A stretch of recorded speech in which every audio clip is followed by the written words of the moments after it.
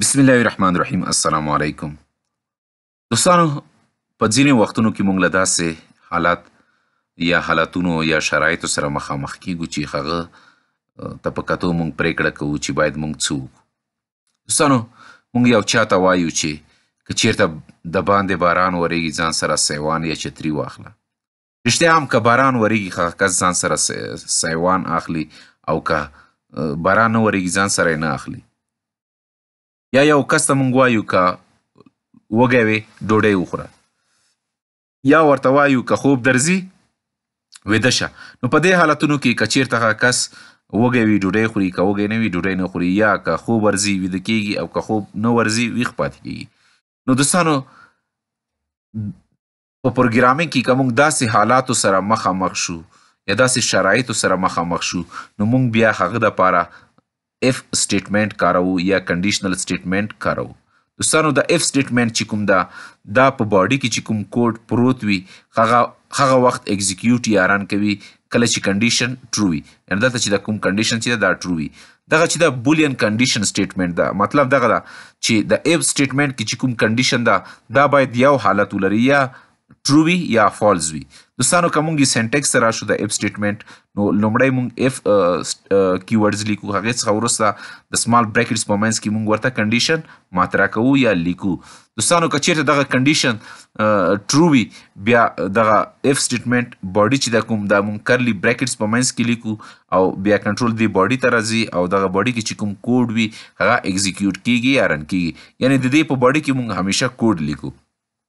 دوستانو، که چیرته دغه کنډیشن فالز وي، بیا د هغې د اف باډي چې کوم ده دا بیا نه اکزیکیوټ کیږي، یا دلته کنټرول نه ځي، او د اف نه باندې چې باډي څخه د باندې چې کوم کوډ ده هغه اکزیکیوټ یا رن کیږي. دوستانو، ډیمو دپاره موږ ځو ویژوال سټوډیو ته. دلته تاسو لیدلی شئ چې ما دوه ویریبلز ډیکلیر کړي دي، چې یو د ا په نوم ده چې ډیټا ټایپ یې انټیجر ده او ویلیو یې شل ده، او دوهم چې دا بی په نوم ده او ویلیو یې چې کوم ده لس ده. دوستانو، د سینټیکس له مخې که موږ اف ته راشو، دلته لومړی اف کیورډز لیکو، او د سمال بریکټ په منځ کې موږ کنډیشن لیکو.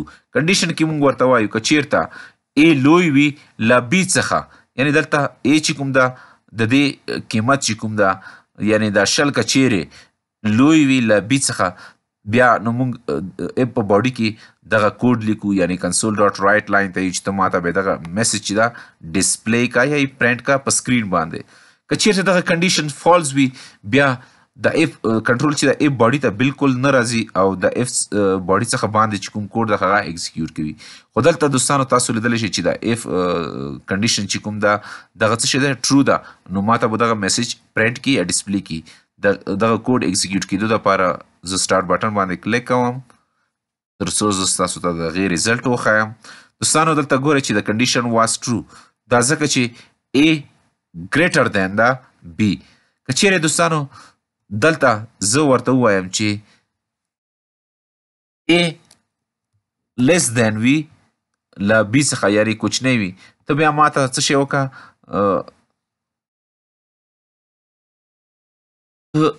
بیا زه ورته باډي کې دغه کوډ ما هم لیکلی وي، بیا هم به پرنټ نه شي.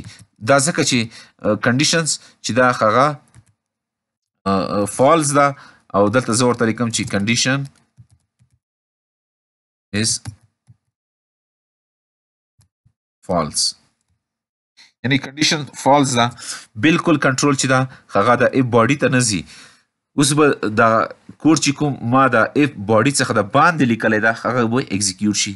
د هغې دپاره بیا هم په سټارټ بټن باندې کلیک کوم تر څو ستاسو ته ریزلټ ښکاره شي، یعنې کنډیشن از فالز. او دغه سټیټمنټ بالکل اکزیکیوټ نه کړه، دا ځکه چې کنډیشن دلته چې کوم ده دغه فالز و. که چیرته دغه کنډیشنز ټرو و، د تیر په څیر به یې بیا دغه میسج هم پرنټ کړی و. دوستانو، چیرته همدغه اف چې ده موږ په لوپ منځ کې هم کارولی شو، د لوپ په منځ کې موږ هم ورڅخه ګټه پورته کولی شو، او ستاسو به یې ووینئ چې موږ د لوپ په منځ کې څه ډول ګټه ترې پورته کوو. دوستانو، دلته ګورئ ستاسو چې زه دغه کوډ چې ده زه یو تاسو کولی شئ چې کمنټ یې کوئ. کمنټ نه مطلب دغه ده چې دا کله چې اکزیکیوټ کیږي یا رن کیږي هغه وخت کې به له دې څخه کمپایل د دې څخه ګټه نه پورته کوي، یعنې دغه به اګنور کوي، دغه به پر ځای پاتې کوي. کمنټ دپاره ستاسو دلته لیدلی شي. کله چې سنګل لاین تاسو کمنټ کوئ هغه دپاره موږ دغه علامو څخه دغه ډبل علامو څخه ګټه پورته کوو. دوستانو دلته هغه تیر لوپ چې دا ما لیکلی دا ستاسو هغه دې لوپ سره اشنا یې کوم چې ما د فور ایچ په ویډیو کې ستاسو ته ښکاره کړی و. خو دلته ما اف کنډیشن یا اف سټیټمنټ هم کارولی ده. دوستانو زه دلته چې دا ایرې کې څو الیمنټس دي؟ 6 الیمنټس دي. AFGHAN. زه ورته وایم فور ایچ لوپ ته وایم چې دغه ټول ما ته څه شي کا پرنټ کا یا ډسپلی کا. صحیح ده. خو اف کنډیشن کې زه بیا ورته ږدم چې څه شی که چیرته دغه اس دغه ویریبل دا د دې ویلیو چې د جی ته ورسیږي ته ماته څه شی کا بریک یعنی د کنټرول چې دا د فور ایچ لوپ څخه د باندې روباسه یعنی دا به ماته ایم پرنټ کی ای بم پرنټ کی. خو کله چې جی ته ورسیږي دغه لوپ به پرې نږدي چې مخکې ولاړ شي نو کنټرول به د لوپ څخه د باندې راوځي او ماته به یې ډسپلی کړي یوازې ای اف. دوستانو دلته زما د ډبل مساوي لیکلی ده. دلته که برابر شي دلته برابر دپاره ډبل مساوي کارول کیږي. سنګل مساوي مطلب د اساینمنټ، ډبل مساوي مطلب دا ده ایکول.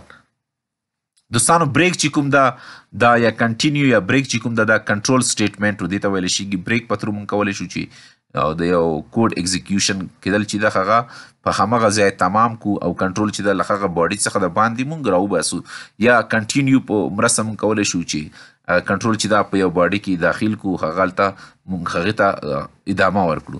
دوستانو که چیرته زه دغه کوډ چې ما اوس لیکلی د اکزیکیوټ کم یا رن کم ستاسو به وګورئ چې یوازې به ماته ای اف ښکاره کړي یا ډسپلی کړي یا به تاسو دلته لیدلی شئ چې ماته یې پرنټ که او مخکې لاړ نه ړه. دا ځکه چې ما اف سټیټمنټ ته ویلي وو اف سټیټمنټ کې که چیرته د اس ویلیو چې د جی برابر شي ته به یې څه شی وکړه بریک یې کړه. یعنی د کنټرول چې کوم ده یا کمپایلر چې د هغه کنټرول چې کوم ده هغه د فور ایچ لوپ له باډي څخه د باندې راوباسه او ما ته یې دغه سکرین تر هغه پورې وساته تر څو پورې چې ما انټر نه وي پریس کړی یا ما دغه سکرین کلوز کړی نه وي. دوستانو تاسو لیدلی شئ چې باندې کلیک وکم دغه سکرین به څه شي کلوز شي. دوستانو دغه اوس موږ د نن ورځې لیکچر موضوع تر بل لیکچر پورې په پلوي چیښتن سپارم. الله مو مل شه.